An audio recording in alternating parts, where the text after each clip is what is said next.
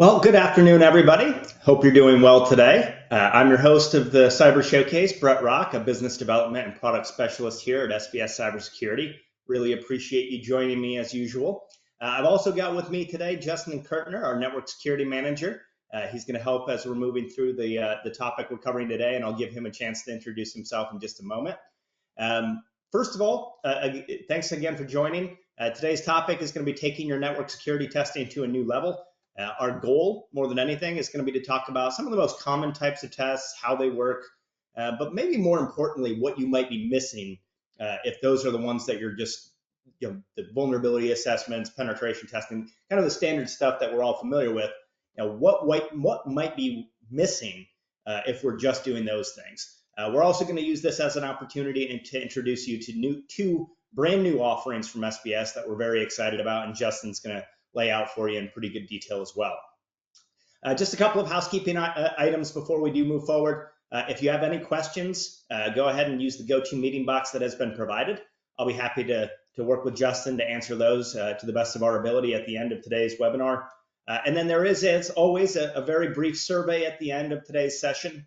We really appreciate you taking a few minutes to go through that for us. It helps us make sure that we're doing a good job and improve and answer any questions that you may have in an ongoing capacity. So again, really appreciate your time today, and we're going to go ahead and get started. So I guess first things first, I will try to get my screen to move here. Let's see. There we go. Justin, why don't you go ahead and take a minute or two to introduce yourself to the group? Sounds good. So as Brett said, my name is Justin Kurtner. I'm the network security team manager here for SBS. I've been in the information security, information assurance world for about the last 15 years or so. I've been with SBS for the last 9 of those 15, working primarily on the offensive security side. I've worked in healthcare, I worked with banking clients, large-scale manufacturing. Have a pretty broad spectrum approach to offensive security, information security, and assurance. Overall, we try to do what we can to help our clients, make the best decisions possible based on their risk and overall mitigation. Absolutely. Well, we really appreciate you being here, Justin, or I certainly do. And I'll mention to the group that you just got a promotion here not too long ago. So working to lead that team, and we're very excited to have you in that position, obviously. So quickly, by way of introductions, or by way of talking about the agenda, we're going through introductions as we speak. We're going to talk a little bit about what's coming from SBS. We have 2 really cool webinars coming up in the next couple of weeks. I just want to highlight so you're aware of those. We're going to talk about being proactive versus being reactive. For those of you who have been on this Cyber Showcase before, that's a slide I generally cover every time just to make sure everybody's familiar with the concept and how we treat information in cybersecurity at SBS. But I think today's session is really going to hit home the difference between being a reactive organization when it comes to information and cybersecurity versus taking it to that next level and being more proactive. So we'll talk a little bit about that. What does network security mean? Some of the common tests that are out there. We're going to introduce 2 brand new services. One is a ransomware simulation, and then the second would be what we're calling a red team assumed breach. You'll get more details about those as we're moving along, certainly. We'll talk about what's next. We have some ideas about where we're going to go once we've gotten these 2 new services rolled out, give you some takeaways, and then time permitting, which I think we'll have some, we'll open it up to any questions that you may have. So that's the agenda, a lot to get through today, but we're very excited to do so. Just quickly, as I mentioned, we've got 2 really cool webinars that are coming up in the next couple of weeks here. For those of you who have adopted the NIST cybersecurity framework or are looking at adopting it, or really for anybody on the call, obviously the NIST cybersecurity framework is really popular and an extremely valuable tool in building out your information security program. I'm sure you're all aware that NIST released a new version of that just, I think, last week. And one of our expert consultants, John Helland, is going to be covering that on March 13th. You're going to learn from John about how to leverage the new framework to enhance your organization's cybersecurity posture and resilience. And he's going to talk a little bit about the differences between the original framework and the new one that's coming out or has just recently been released. So that one's coming up on March 13th. We also have one on March 20th. That'll be our audit manager, Christy Thomas, is going to talk about the top 10 most frequently recommended IT audit findings over the past year. and really hopefully give you an idea how your organization can leverage that information to get ahead of your next IT exam or audit. So two really great programs coming up. I hope you'll take a look at those, and you can see them on our website. Also, if you're interested in the slide deck afterward, you've got the registration links on here as well. All right, just quickly, for those of you who are not familiar with us, or if you are, and hopefully this is a nice reminder, just who we are, SBS Cybersecurity. I need to update this slide, actually. We've now been in the industry for 20 years. We actually just celebrated the Big 2-0 at a retreat, a company retreat a week ago, or 2 weeks ago now, I guess. Time's flying as usual. What I think is important about that, for those of you who are not familiar with us, is this is what we do. Right? We are not an accounting firm that decided we could do IT audits. We're not a managed service provider that said, let us check your network security settings or anything like that, or systems. We were born and bred in the information and cybersecurity industry. It's who we are, it's what we do, and it's what we'll continue to do going forward. So not to knock either of those types of companies, they're great as well, but we believe that independence makes us really stand out in this field. That means we do auditing, consulting, network security, products and services, and then certainly a lot of education as well. We do have a track tool that if you're ever interested in taking a look at, I'd be happy to talk to you about. That helps automate some of the different pieces of your information security program.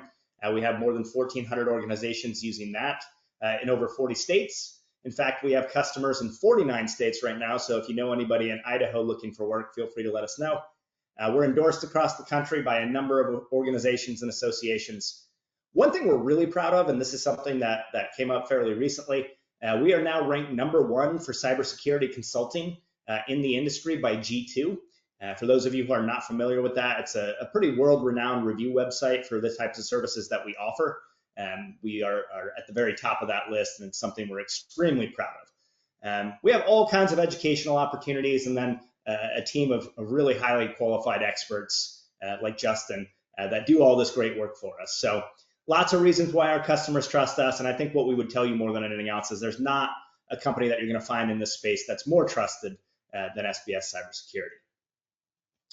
I mentioned that I was going to talk about this, so I'm going to go ahead and do it now. The idea of being proactive when it comes to information and cybersecurity. This is something that's going to be laced throughout today's conversation, so if you're sick of it now, you're probably going to be even more sick of it toward the end of things here today. But the idea that we have when it comes to information and cybersecurity is that there's kind of two different paths you can go. The reactive, where it's kind of the check the box, we're going to do the bare minimum, that kind of mentality, right? We're going to do what's asked of us. We're not going to do any more than that. And for a time, that may get you through examinations and audits. It's certainly not uncommon for an examiner to come in and say, hey, you're doing what we're asking you, you're good to go. And that's fine. But as this landscape of information and cybersecurity continues to evolve, and I'm sure Justin can talk about this way better than I can, as the threats continue to evolve, we really need to start thinking about it from more of a proactive perspective, where we're going to go further. We're not just going to do the bare minimum. We're not just doing this to check the box. We understand that if we're going to survive, let alone thrive in this environment, we have to have a continuous improvement process in place. We're not just doing this stuff for the sake of saying that we've done it. We're doing it because we know it's going to make us better. And I think as we have our conversation later on about the 2 new services that we're offering, you're going to find that those aren't mandatory. Those are not things that we're going to tell you have to do by regulation or anything like that.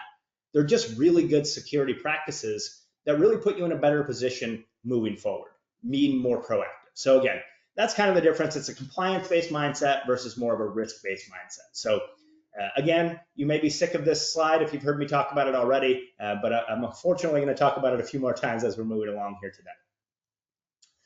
All right, just quickly, what does network security mean? And what I mean by that more than anything, and Justin, I'll open this up to you in a few minutes, a few seconds here, but there is a lot of different things you can do to secure your network, right? I mean, there's all kinds of testing that's out there. There's technology, there's your people, there's the processes, and really what one person means by network security can be pretty different than what the next person means. So we're going to start here in just a moment by talking about some of the more common types of testing that you're probably all familiar with.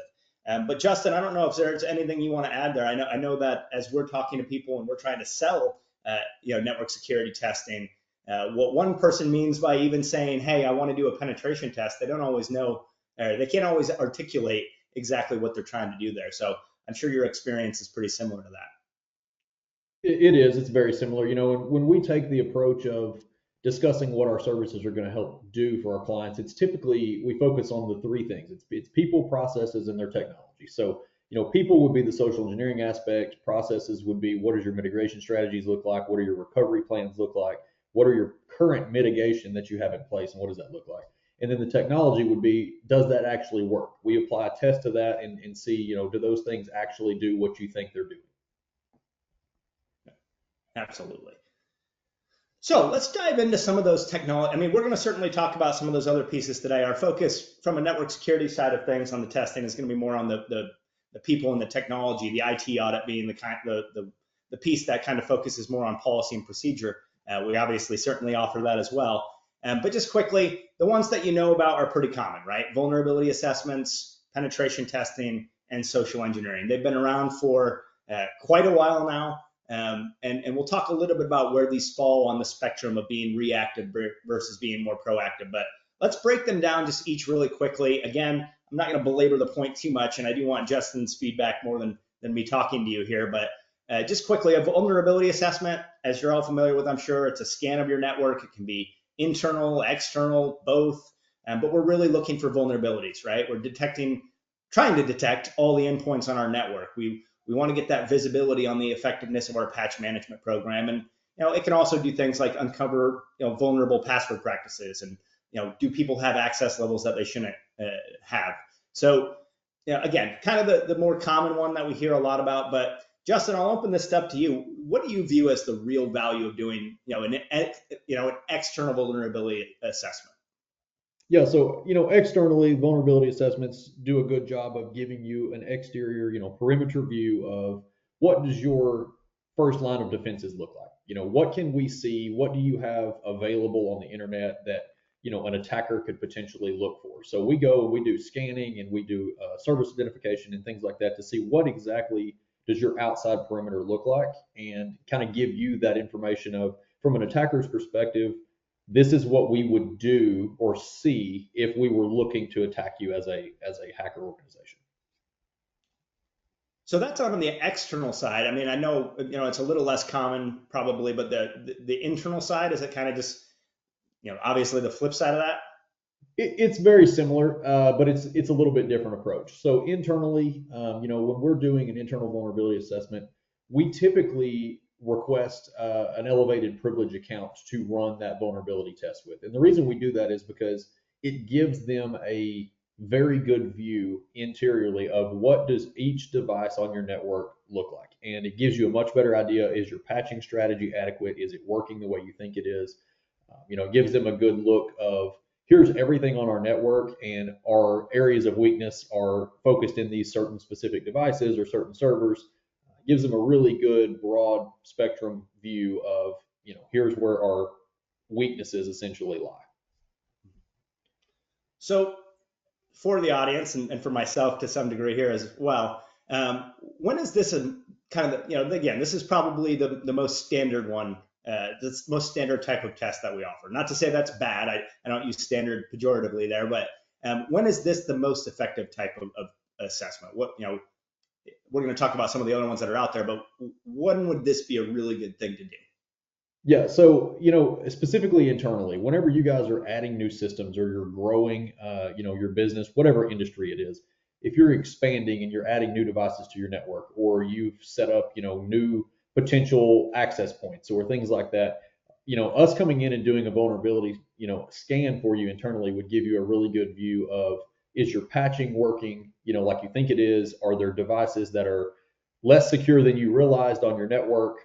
It gives a really good overview of what is going on a very granular level. So, from a solution standpoint or the value standpoint, we definitely think the more you can view what's going on within your network, the better off you're going to be from a mitigation standpoint. So that's to me, that's the biggest benefit, is it gives you an immediate view of is your patch strategy working? Are your devices secured properly?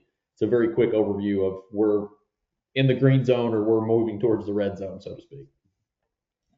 And correct me if I'm wrong, but the idea here is it's kind of a snapshot in time, right? So, if it is It is. something where we do a vulnerability assessment and then a month later we're adding a bunch of new endpoints or something like that, new technology, we're bringing something in house. Uh, Obviously, that's probably really anytime something changes is probably a good time to do this. 100%. That's accurate. 100%. Yeah, we suggest anytime there's major changes. Like for example, some of our banking clients, if they are working through a core conversion or an implementation to where they're going to virtual desktops instead of actual, live machines, all of those things provide great opportunities for us to come in and do a vulnerability assessment once you've made those changes to make sure everything is still secure as you thought it was. And I do know that it seems like we're starting to get clients that we've been offering, SBS in particular has been offering quarterly vulnerability assessments as an option, as opposed to kind of just the, hey, we did it once this year, we're good to go kind of situation. Yeah, I think the industry as a whole is moving towards almost more on-demand type scanning and testing. I think, a lot of specifically in banking where there's a lot of regulation around it. I think, like you said, it is a snapshot in time, and so the more dynamic you can be with viewing that information and having that information provided to you, the more secure you're going to be at all times, not just that snapshot in time of when we did the scan. Absolutely. So that's your vulnerability assessment. And again, I'm sure that's not breaking a lot of news to anybody, but hopefully that was helpful. Again, that's kind of one of those standard tests that we're all generally pretty familiar about, or with rather. Penetration testing is kind of the next level up, right? So, here we're talking about a simulated external cyber attack on your network. It can be done either white or black box, and I'm going to ask Justin to illuminate the difference between those two in just a moment. Um, and then I think the big difference here, and Justin, I'll allow you to correct me if I'm wrong, is this includes the exploitation if possible. So we're not just saying, hey, we found something.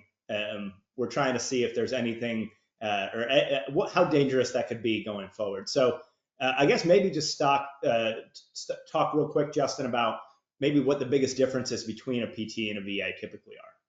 Yeah, and you nailed it with what you said there. It's typically we come in and we do the VA as part of the penetration testing, and then the penetration testing part is the actual exploitation or testing of what vulnerabilities we were able to find. So when we come in and we do our scanning and we identify, devices that are weak or have specific vulnerabilities associated with them, that's whenever as a hacker we'll start looking at testing those devices and seeing can we gain access to them, can we, grab private information off of them? Are there potential vulnerabilities that will allow us to pull a username or a hash or a password out of? So it's the more advanced version. Once we've done the scanning, we come in and we say, okay, here's what we can exploit, here's what we can attack, and here's what we can do with that information. Yeah, so I always kind of think about it if we were testing a house, right? And the vulnerability assessment would be going around and checking the doorknobs, maybe trying to open a window or something like that. And if it's a vulnerability assessment and I see the door can be opened, I'm not trying to go inside and see anything. But if it's that penetration test, we're gonna go inside and see where we can move around. Is that kind of fair to say? That's a great example. So we obviously offer, and I'm sure many companies do, white box and black box testing. I'm sure there are people in the audience very familiar with both of those terms, but can you kind of just lay out the difference there? Sure. Yeah. So, with white box, that's kind of we're contracted to do the testing. They provide us with the scope and the IP ranges and the specific, devices or whatever that they're wanting tested. And we go that route. We start immediately with that information and we do the scanning and the testing. With black box, it's a little bit different. They provide us very little information. Essentially, it's just the client's name that we're working with. And then we do our own, intelligence gathering. We do run our own tools to try to find additional information on that client, possible IP ranges that's associated with them. So we go through the whole process of if we were truly a hacker or truly an attacker from the outside perspective with no contact on the inside, what can we see? What can we find? What can we do? And then we take that to the client and we say, okay, here's what we found. Are all these accurate or do you want all of these tested? So it kind of turns from a black box to a gray box because obviously, doing this as a contracted service, we want to make sure we're scanning and including what the clients are looking for. But we also, spend that significant amount of time trying to find that information ourselves, just as a hacker would do on the external. And I think that leads to the next question I was going to ask of you is, I think I laid it out on the screen here. What we do is kind of how our methodology works when we're performing a penetration test. You mind just walking through a little bit of kind of what you see on that screen there? Yeah, yeah. So, it's a little bit different from time to time, right? So, as we start, obviously, we're going to have that information gathering, whether that's white box or black box. It's either going to be provided to us or we're going to go find it ourselves. From that point, we're going to start all of our vulnerability scanning. We're going to start looking for external vulnerabilities, internal vulnerabilities, possible open ports, places that have got web admin interfaces such as firewalls, VPNs, web access for email, things that we can start doing exploits against. And once we've identified that full list, we move into the exploitation phase, which is essentially where we start password spraying and we start, running attacks against these things, with the vulnerabilities that we found, or start trying to get into open ports. For example, open ports on mail relays or potential, VPN ports or certain things that we can get admin access to. We try default credentials for camera systems, all kinds of stuff. Whatever we can get into, that's kind of the exploitation phase. Then post exploitation, this is the part where we kind of walk you through the remediation of, okay, here's what we did and here's how we did it. And here's our suggestions and recommendations for remediation and mitigation against those specific exploits or attacks. So that's kind of the caveat that we have is we always make sure anything that we're able to exploit, we build a really good explanation and recommendation around how we can help you fix that. And then obviously that will go into the reporting, which then will be provided at the end. So overall, that's kind of the gist of the penetration testing methodology that we use.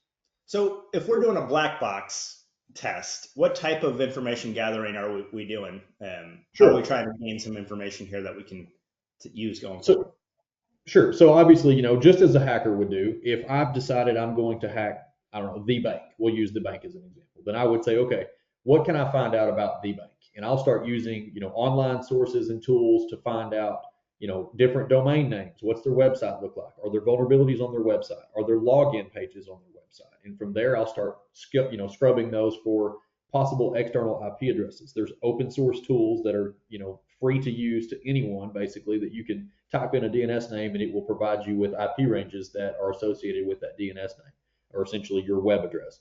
And then we'll start looking into, okay, here's that range of IP addresses. Could I eventually take that and escalate to additional IPs or find associated IPs through additional scoping? So that's kind of the approach that we take, in terms of black box looking for what we can see from the outside. Mhm. Awesome. About how often, I did not prep you for all of these questions, so I Oh, you're apologize. But fine. No, you're good. about how often are we able to perform that exploitation? Externally or internally? Why don't we say both? You pick. Okay, sure. Yeah. So externally, with our primary client base, it is fairly difficult. Banks are heavily regulated. A lot of our customers have worked with us for years to close down any issues.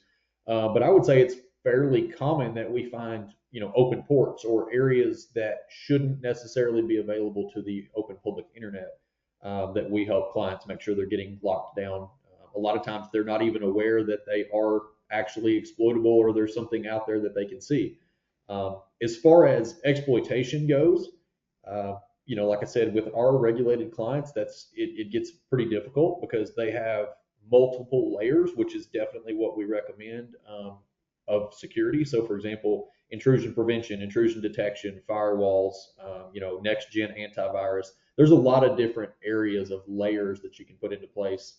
Multi-factor authentication is a great one. I know that's kind of becoming easier to manipulate and get around, but there are some really good multi-factor options out there that help with that. Internally, it's a little bit different. Obviously, once we've been given access internally, we then try to run all the attacks we can run and see if we can find, potential privileges that we can escalate, or crack passwords for. Our success rate internally is fairly good. I would say we probably set somewhere around 75% as far as capturing private information or hashes or something that we really probably shouldn't have access to from the internal. Um, so it kind of depends on your client base. You get outside of the banking world, and get into more industry, manufacturing or things like that. We tend to have more success externally just because they're not facing those same regulatory requirements that a lot of our banks are. Yeah. But it's pretty successful. And I think that kind of leads nicely into the next piece that we're going to talk about, which is social engineering, right? I mean, we talk a lot about, brute force way, or what brute forcing our way into things is a little tricky, but we do Right. generally do a pretty good job of tricking people into doing things, unfortunately. So social engineering, for those, I'm sure everybody's familiar with this, but this is the concept of convincing a human to break security rules so that we can gain access, or a bad guy can. Obviously, there's a lot of different kinds out there. Phishing being the most common one, telephone impersonation, physical impersonation, mobile storage device misuse, and then everybody's favorite, the dumpster diving. Um, I imagine, just in my experience, it seems like the social engineering piece can generally lead to some additional success if we're able to test the people as part of it, right? Oh, 100%. The thing with social engineering, and we joke about this on the team a lot, is until you can, apply a security patch to a human, they're always going to be your biggest vulnerability. Uh, you know, Unfortunately, it may be difficult for me to break in externally from an exploit or from an open port or something that I can find that I can manipulate, technology for. But if I can call someone and convince them to give me their username and password or send them a phishing email that they provide me with that information, it just got a whole lot easier for me to find a way in. So social engineering is a pivotal part of penetration testing. It's a very important part of what we do every day, and it's often overlooked, which is a concern because people just assume if their technology is safe, then their people are safe, and that's not always the case. Yeah, I know we always talk as a company about how the people are always the weakest link, and I don't think we're not saying that to be mean to anybody, certainly. We obviously test internally pretty frequently, and I know I have fallen victims of some of our fake phishing attempts. I can think of one in particular. I always think of it used to be, you know, how dumb could you possibly be clicking on that link? It's the Prince of Nigeria asking for your social security number or something. But I know that we've gone a long way in our testing, and certainly in a lot of the phishing scams that I see, are pretty legitimate. It's not easy to figure out. Hey, this is something that isn't legitimate. I imagine over your time in the industry, you've seen that evolve pretty broadly as well. Very much so. It's as you said, it's gone from wow, that's a really obvious phishing email to really questioning whether or not something is legitimate, and to the point of having to almost reach out to the person that you received it from to verify that it was an actual, email that they had, sent to you. So it's definitely transitioned a lot. It's growing every day. From a growth perspective, it's probably the number one threat to any industry still. And I think we're also kind of seeing, and feel free to correct me if I'm wrong. I've got actually a specific example about this, but kind of a layered approach to social engineering, right? It's not just, oh, I got a phishing email, but I figured it, I figured it out. We're good to go. But now kind of it starts with a text, and then it's a phone call. Uh, my wife got a text message earlier this week saying that we had a $3,500 Zelle transaction on our account, and they followed up immediately with a phone call, and she was on the phone with the person, and she texted me, and she's like, "Hey, this just happened. I'm talking to them now." I'm like, "Did you call them? Did they call you?" And she said, "Oh no, they called me." And I was like, "Hey, hang up the phone, call Bank of America directly, and see if it's legitimate." And it wound up not being, obviously. So Yeah, it does seem like they're becoming more sophisticated. most definitely. So, how often should we be testing our users if they're the most critical component of this? I imagine, the regulations. I know it's a little fuzzy. I think most people are testing annually at minimum. How often do we generally recommend people test their users? It really depends on, again, just how involved your business is with stuff like email. I mean, this day and age, most businesses have email. Everyone there works that has an email. My suggestion is if you can get a monthly training program, something like Know Before or something similar. From our experience, when we're doing these tests and engagements with clients, we're seeing that clients that are using a tool, Know Before is just an example, but something like Know Before, the results that we have success with are significantly diminished from that training that's usually monthly, could be weekly. I mean, it's, you can set it up however you want to, but the results from that for us, as far as an attack perspective, are generally way, way, way lower than the ones that do it once a year with us. And we fish 50 people, and we have 35 of them click the email, and 25 of those are providing us with credentials. So the more, the better. Obviously, monthly I feel like is a good, adequate recommendation, if if it's a feasible option for you. Yeah, I think it's just so easy for this. You do the fishing once a year or something like that, and for 2 or 3 weeks, everybody's great, and then you get a month out, and everybody kind of goes on to what they, how they used to be. It's easy to fall back into bad habits. So I know that we are resellers of KnowBe4. There's lots of other tools out there. I don't want to make it sound like that's the only one, but certainly I've seen a lot of success with our clients that are using that tool to very in a cost-effective way, test and train on a much more routine basis.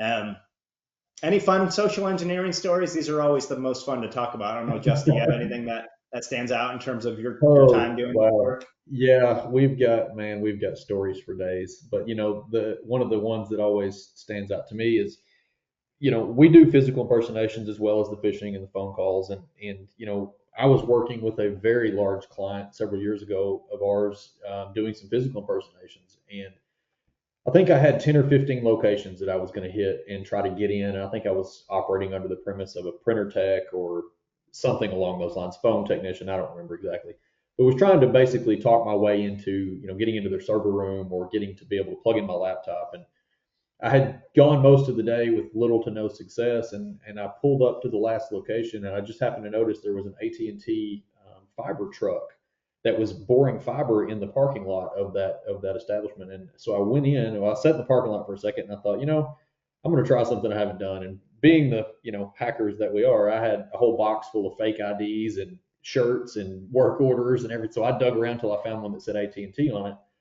And I walked in, and I walked up to the receptionist desk, and I just said, "Hey, I'm with AT&T. As you can see, we're out here, digging fiber in your parking lot, basically, and I just want to make sure we haven't created any disruptions for you guys. Do you mind if I run a couple of tests?" And they very promptly was like, "Oh no, absolutely not." And they walked me into a desk. I sat down, plugged my laptop in, run about 15 different attacks in 10 minutes, got a whole bunch of information I wasn't supposed to have, and walked out the door. So the unfortunate part of that is that's how easy it is. People are completely misled with how easy it is to do things like that when it comes to social engineering. They just think, oh, that would never happen to me, or I would never do that. But it happens every day, and it's concerning, And to me, that was a pretty fun story, just because it was literally live happening in front of me, and so I just used it and went with it, and it worked. So Yeah, I remember not. It wasn't even physical impersonation. I was just going on a sales call when one of the first couple months I was here, and I went to visit a hospital. And I went up to the front desk and explained I was with SBS Cybersecurity. Asked if I could talk to their IT person, and they said that they would make a phone call. But they said the lady at the front desk, and a very nice older lady, said, "I've been actually having lots of trouble with my computer. Do you mind coming around and taking a look at it?" And I'm like, "Yeah, no, I can't come around and take a look at your computer. I'm really sorry." But anyway, it doesn't take much sometimes, I guess. So. yeah, it really doesn't. It really doesn't. So So those are kind of the most common ones: the vulnerability assessment, the penetration testing, social engineering. You guys are probably all familiar with those, but hopefully you got some good information out of that conversation. What could we be missing? And I think this is kind of the key to some of the other things, the two new services that we're offering. And then as we continue to offer additional services here from SBS, I think you're going to see that we're trying to take all of those things that you're doing that you have to be doing and seeing what the next level is. What are the gaps that we can help make sure that you're identifying? So, what we're starting to talk about is not just can an attack be successful, but what happens if it is successful? How prepared are we for the worst case scenario? The worst case scenario isn't necessarily the attack actually being successful. It's what happens from that point forward. And really kind of the idea of, if we aren't testing for specific possibilities and specific threats, how do we know what type of impact it can have going forward, right? So if we're not thinking about, we're going to talk about ransomware simulation in a moment. If we're not thinking about, okay, what would happen if a ransomware attack were successful, or some sort of attack, phishing attack were successful, and we contracted ransomware. If we're not thinking about what's going to happen once that occurs, we don't know how our technology and our controls and all that other stuff will react once it does. So I think that's going to be a lot of what we're going to be talking about, both in terms of the two new services we're about to talk about, but certainly as we continue to move forward. And again, that's not to say these are the mandatory ones, right? I mean, we know vulnerability assessments, penetration tests, social engineering, those are things that you have to be doing. But how do we be more proactive and move to the next step? That's a lot of what we're going to be discussing, both in these two new tests, but certainly going forward as well. And Justin, I'll just kind of ask you, do you kind of is that something that you're seeing a lot of? I mean, I know that we do some exploitation as part of our penetration tests, but it's more about not just caring about prevention, right? It's caring about what is going to happen if we are, if we are attacked and it's successful. Yeah, absolutely. Prevention is only half of the game, obviously. If you can prevent things, that's great. But we say it all the time. It's not if you fail, it's when you fail. And when you fail, how prepared are you?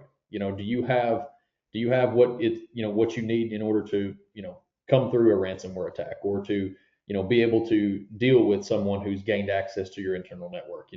So as far as prevention, that's ultimately what we're preaching: prevent, prevent, prevent. But in the event that that doesn't work, what's the next steps? And that's kind of what we specialize in. Is we come in and we simulate these attacks and these penetration tests and these specific things, and we say, okay, here's how we did it. Here's a potential way someone else could do it if they were able to gain access to your internal network. So from that perspective, what are you prepared to do?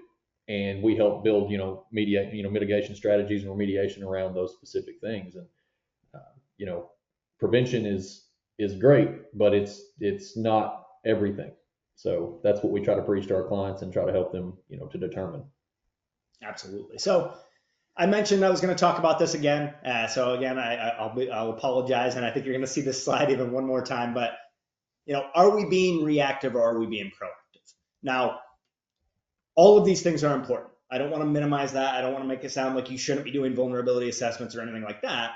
But the idea here, and I'll adjust, and I'll ask if you disagree with me. That won't be the first time anybody's disagreed with me, I promise. But if we think about it on more the compliance based or the reactive side, that is, we're just doing vulnerability assessments, and maybe we do a phishing test annually, right? We come in, we're going to scan the network, make sure that all the doors are locked, all the windows are locked, but we're not going to go too much further than that. Moving up that chain and getting closer to being more proactive is that quarterly vulnerability assessment, right? Or we're going to check things more regularly, and we're going to add some additional and maybe varied social engineering. And then kind of at the top of the more standard ones, you get into that penetration testing. And then I should have mentioned this earlier, so I apologize, but SBS does offer what we call a comprehensive network security test that kind of layers all this together. But Justin, just kind of first of all, is it fair to say that if an organization is just saying, okay, we're going to do we're going to do an annual vulnerability assessment, and we're going to do an annual phishing test, and we're going to call it a day, I assume you agree that's kind of being, that's that compliance based, that check the box mentality, right? Oh, 100%. Yeah. Anytime someone does just once a year social engineering or once a year vulnerability assessments, to us, we see that as they're just checking that regulatory box. They may view it as mildly proactive because they are doing something not in response to whatever, but in reality, it's reactive due to what's in the media, right? The so and so got hacked via social engineering, or vulnerability came out and someone lost a bunch of information. So it is reactive, when you're talking those lower level, real basic services, even though some people try to view them as proactive. Yeah, it's again, I'm not trying to be negative about anything. I mean, it's certainly important to be done, but it is kind of that, hey, we're going to do what's asked of us, and we're not going to go any further than that. I probably should have allowed you to talk a little bit about this, so I'll let you say anything you might want to say about our comprehensive network security test. I think that's a great offering that we have. That what I like about it personally is it kind of, as I mentioned earlier, kind of layers this all together, right? We use the social engineering to potentially use as part of our testing and all those sorts of things. You want to talk a little bit about what that is before we move on? Sure. Yeah. The comprehensive, it just as you said, it layers all of our testing media together. So it's an external test, it's an internal test. It requires, has social engineering involved. We also do internal posture reviews for things like group policy and antivirus and things that firewall reviews. And we look a lot more in depth in a lot more areas, which is obviously why we call it comprehensive. But it gives you a view, again, snapshot in time of when we do it, but it gives you a view overall of externally, internally, from a social engineering standpoint, posture standpoint, firewall restriction standpoint. What do we look like from an entire organization perspective? Gives you a really good view of what that is during the time of the engagement. Awesome. Yeah, and that's very popular. So I'm glad we got to talk about it a little bit anyway. Absolutely. All right. All right, so let's talk about the new offerings. This is probably what most people are here for, and I'm very excited about it. I know we've started to do some of these already. The first big one is our ransomware simulation. So this is something that we're very excited about. I'll just kind of talk about it broadly, and then I'm sure Justin can dig into it in really good detail. But what we're trying to do here is test for realistic ransomware simulation scenarios. So not just, hey, we're doing a phishing test or anything like that. We're actually looking at very common types of ransomware and how your network would react if that were to take place or become infected, I guess, for lack of a better word, hopefully. Kind of answers that question, right, of what if one of our users contracted ransomware? That's what we're trying to get at. What happens once that's occurred? We're going to use advanced tools. I'll let Justin talk more about that. He's the expert here to simulate the most common types of ransomware. I think two things that are really critical that we want to be clear about up front. The testing does cover predefined systems and applications, and we do try to conduct that during normal business hours. We want this to be as realistic a scenario as possible. And then this is critically important. It's the question we've gotten asked a bunch already, but at no time during this test will your network be impaired, nor will any real data be encrypted. And I know Justin's going to talk about that as well, but just kind of, again, this is a brand new thing, Justin. I know we're kind of starting to do a handful of them so far. Why don't you walk us through a little bit about what it looks like, how it works, and maybe what we're trying to accomplish? Sure. Yeah. So we use a tool called Pentera. It's a really, really neat, really innovative new tool that we've kind of picked up and that we're using to do these tests. And so essentially the way the test works is we would ship the client a laptop, and on that laptop we would have our ransomware attack node installed, and we would get that plugged into their network. And essentially what it does is it mimics one of their users. So we require just a normal user, and we put that into the information into the system, and then it runs the four most common types of ransomware. So that would be like Conti, Revil, Lockbit 2.0, Maze, which all manipulate different systems in different ways to try to gain access to devices. So essentially what it does, and I think this is pretty neat, in order to not create any issues with active systems or files, it goes out to whatever system it's able to compromise, and it creates a copy of the last opened file on that system. So instead of copying and encrypting a real file, it just copies whatever was open. So if that was let's just say it was a spreadsheet, for example. If it copies that spreadsheet and then it encrypts that spreadsheet, then it's proved the concept of it can compromise this system through this user, and then it can actually lock and encrypt files. So that's a really short kind of rundown of how it works. The test is fairly quick to complete. It's generally between a 5 and 6 hour test, so it's pretty non-invasive in terms of length of service and things like that.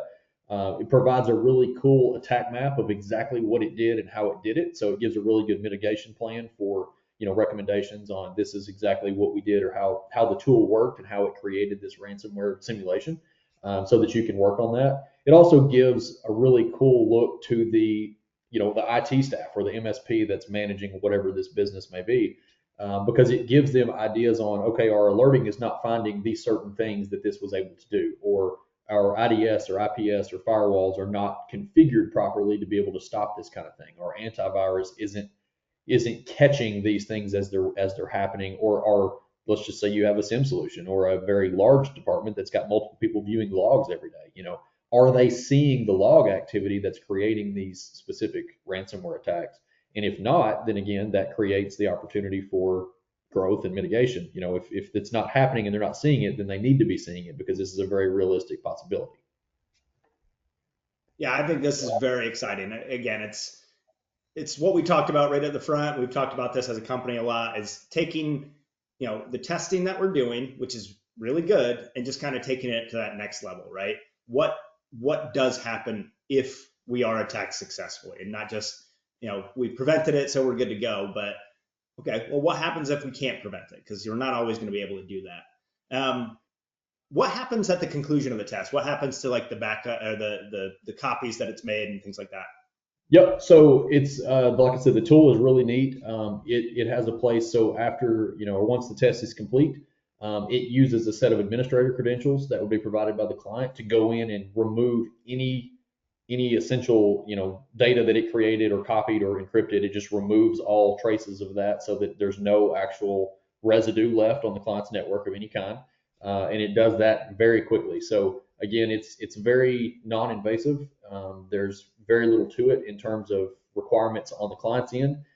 We typically are testing, I think, in blocks of about 50 IP addresses, so it doesn't have to be a huge, large network to do this on. We can do it as small as 4 or 5 IPs up to 50.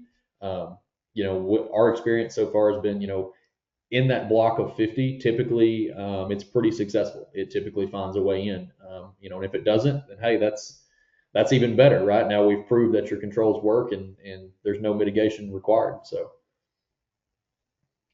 Absolutely. So I assume the same type of things that we do on our normal testing. We provide mitigation strategy, we provide some recommendations and reporting and things like that at the conclusion as well. 100%. Yep, that's exactly how it works. So as soon as it's done, like I said, it provides a really neat attack map of what it did and how it did it and the path that it took to get there. Then we will have a report that's developed off of that as well that has recommendations and mitigation that's tied to exactly what it did and how to prevent that. So do you see this as, and I know again, it's something that we're relatively kind of just rolling out as most people can imagine. We're kind of the first time we're talking about it most publicly anyway. Do you see this being helpful in conjunction with other testing? Is it something that people should be doing on a one-off thing? Kind of what do you envision this looking like from a client's perspective? It's one of those things that we don't know yet, right? Because we're just getting into it. The industry is booming with ransomware. Everyone's always worried about ransomware, so we're not 100% decided on how often should this be done. But the cool thing about it is we can do this with almost any of the internal services that we offer. So it's not like it's a additional huge thing for us to have to come do. We can do it individually. We can ship you a laptop and do it individually, or we can do it tied to a current engagement that we have, an internal engagement, and it's very seamless for the client. Again, they're already providing the information via, track whenever we're doing the typical engagement or whatever that is, and so it's just an additional benefit to them to be able to see, does our controls actually, work to stop ransomware? Yeah, and I think you hit the nail on the head there. Is this is all anybody really wants to talk about, right? It's the scariest thing that's going on out there. And the fact that what I think is the coolest part about this to me, other than just how it works, because that's amazing to me that it just goes in and kind of does its own thing and copies it and doesn't hurt anything. But the idea that we're testing not just one type of ransomware at a time, right? It's those four really common ones that we're being able to really give them a good understanding of what the response looks like. Yeah, and the really neat thing about it is there's zero exfiltration of data. So anything that it copies, it's not exfiltrating out anywhere. It's just creating a local encrypted copy. The deal behind that is obviously we don't want to be copying files, off our clients' networks and exfiltrating them out to somewhere else. So we don't. It doesn't do that. It doesn't work that way. So there's really no risk in terms of losing information or deleting information or causing disruptions in service or anything like that. It's a pretty seamless process. So that's one of the things we're really excited about. And there is a survey question at the end if you are interested in learning more about that service or having somebody reach out to you. Feel free to let us know. As Justin mentioned, it's something that we're planning on using as an add-on to existing engagements, but certainly we'll be offering it going forward pretty consistently as well. So that would be the first one. The next one is another one that we're pretty excited about as well. We are calling this Red Team Assumed Breach. So what we're trying to accomplish here, and again, I'll let Justin do all the hard work, but this one, what we're trying to answer, the question we're trying to answer here is, what would happen if a breach were successful? So a little bit different, right? Not necessarily strictly ransomware, but what if we did get a breach? What would happen there? We use kind of both tools and manual efforts, as I understand, to simulate a successful breach in the aftermath. Same idea here, though. The testing is going to cover predefined systems and applications. We try to do it during normal business hours. Again, we're not putting any of your network or information or anything in danger. A little bit of a caveat with this one is it is only available in conjunction with an internal penetration test or that comprehensive network security audit. But again, this is a really cool add-on we're very excited about. And Justin, I'll let you take the stage on this one as well. So when we talk about the Red Team Assume Breach, what are we trying to accomplish here, and how does this work?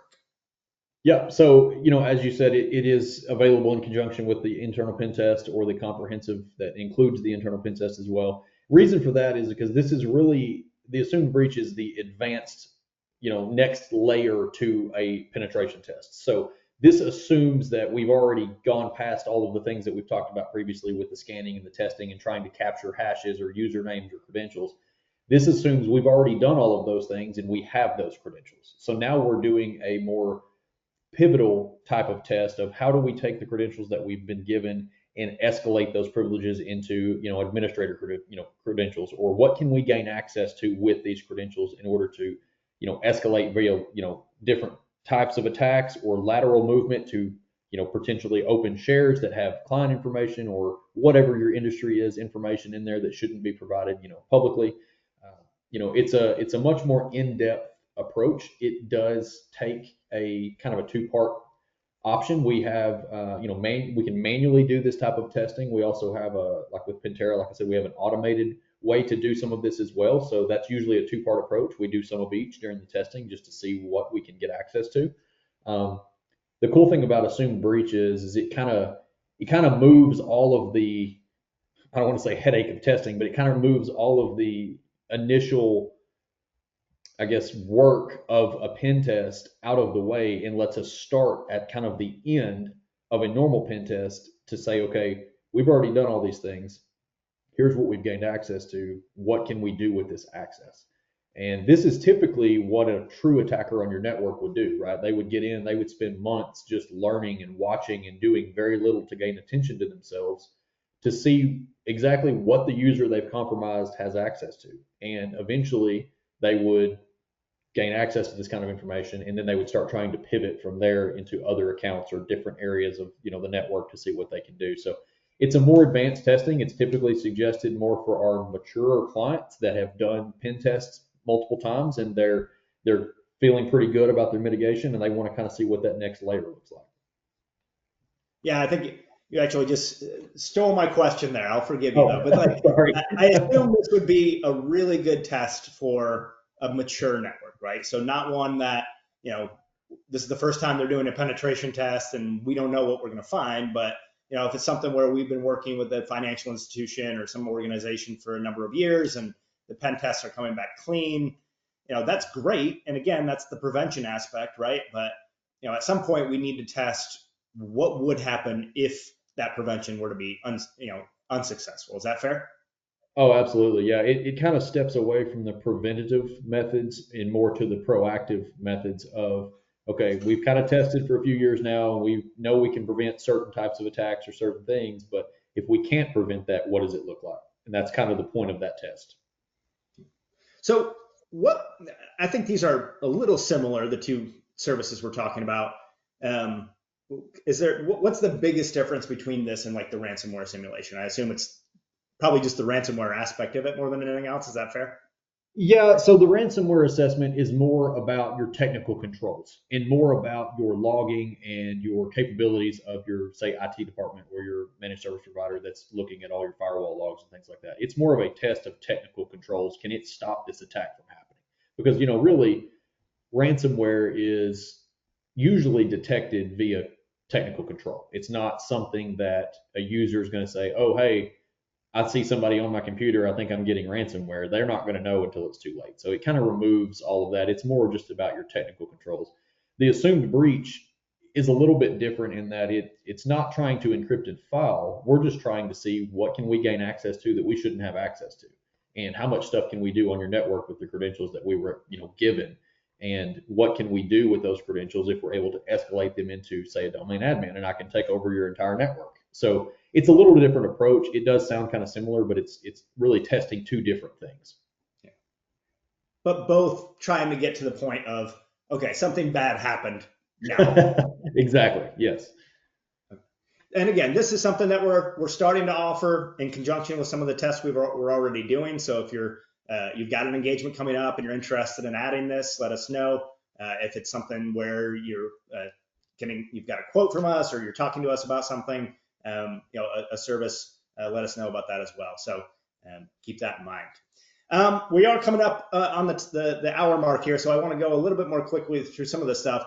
Obviously, those two services are things we're very excited about. Those are basically live, so we're ready to start offering those. A couple others, or a few others that we're really excited about around the corner.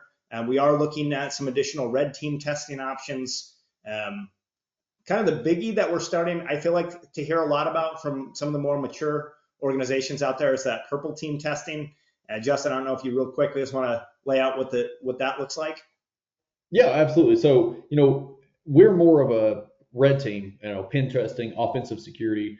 Blue team would be more defensive security, internal management of IT, whatever. Purple team is going to be kind of our approach to work with them. So we're going to be attacking while we're explaining to them what we're doing, and they're supposed to be looking at, logs and attack vectors and seeing what they can see that we're doing in order to kind of help them build a mitigation against someone attacking from the outside. So it's kind of getting both sides of it, right? It's the offense Exactly. and the defense, and trying to Yep. see how we're doing on both ends of the spectrum there, Absolutely. and mushing together the red and the blue to become purple, Yeah. as the industry has taken to calling it. So, Yep. and then That's obviously exactly. cloud penetration testing as well, with so many organizations moving to cloud type of services. Obviously, that becomes more important going forward to test that as well, right? Absolutely. Yeah. With obviously a lot of industries migrating towards Azure or AWS or Google, the cloud is going to eventually take over most physical networks. And so that's kind of where everything is moving towards. So we're really looking forward to getting into that area. Cool. So I promised again I would talk about this just one more time. At the very tip top, I've added one more circle. That's going to be that ransomware SIM, the red team testing, and then hopefully down the road here, not too long, purple team testing as well. So, we would draw the line right in between the penetration testing and that ransomware SIM in terms of, you know, you have to be doing a lot of this stuff already, but how do we take it to the next level?